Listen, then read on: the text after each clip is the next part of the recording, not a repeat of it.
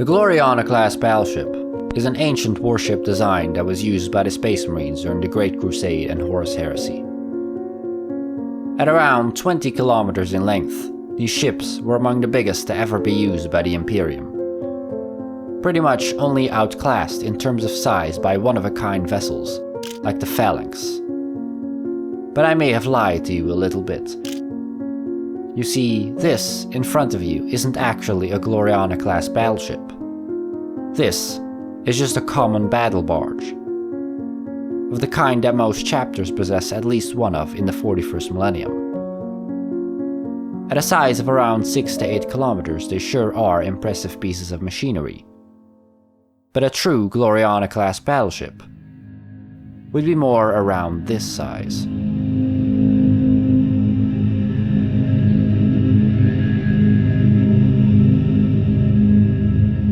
Towering over any nearby ships and even dwarfing some moons, these colossal vessels can single-handedly turn the tide of any battle. On the other hand, their size also makes them the biggest target.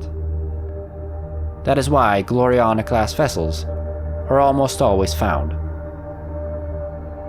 in the middle of an Imperial fleet.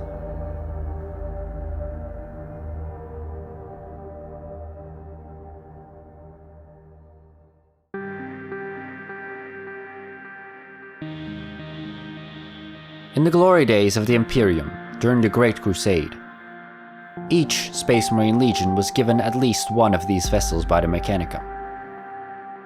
However, not every Legion possessed only one of such vessels. The Dark Angels possessed no less than 3, due to being the first Legion. The construction of these vessels costs close to 5% of the entire output of Mars, the principal forge world. And that's per ship. Each Gloriana-Class battleship was custom made for the Legion and the Primarch they were to serve.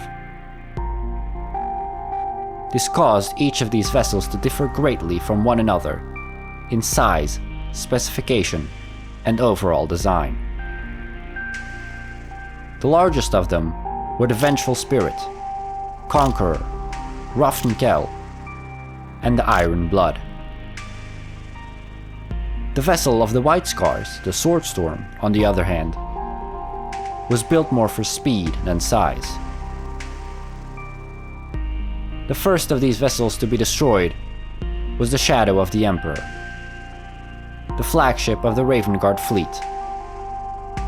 The Shadow of the Emperor hasn't been seen since it was lost in the skies of Istvan V. What happened to its remnants is unknown.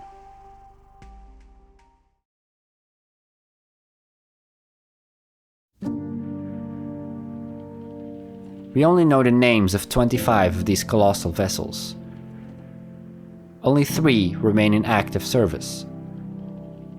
The Dark Angels' Invincible Reason, the Imperial Fist's Eternal Crusader, currently sailing under the Black Templars chapter,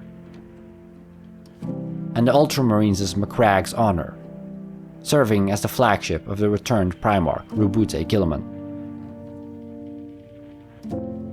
12 more vessels turned traitor during the Horus Heresy. 3 were destroyed, and 7 are known to us.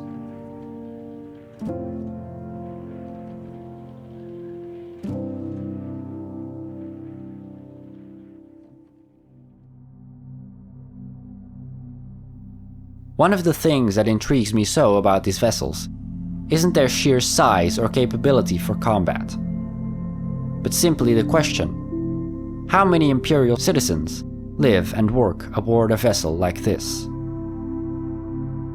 Take a large hive city, such as Hive Primus, as an example. If you flip it on its side and lay it alongside an average Gloriana-Class battleship, it comes up short. And we know that the truly large hive cities, which Hive Primus certainly is, can harbor several billion people. Could you imagine a billion people living aboard a vessel of this size? Now, In reality, the number is likely a lot smaller than several billion. Large parts of these ships are dedicated to things like storage, the engine room, and other vital pieces of infrastructure necessary for maintaining the vessel. I'd like to think, however, that the number could still be well over at least 1 billion.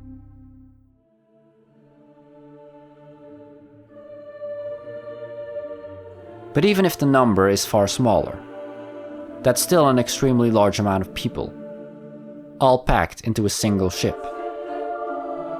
If you work in the lower levels on such a ship, you may not even be aware when the ship is going under.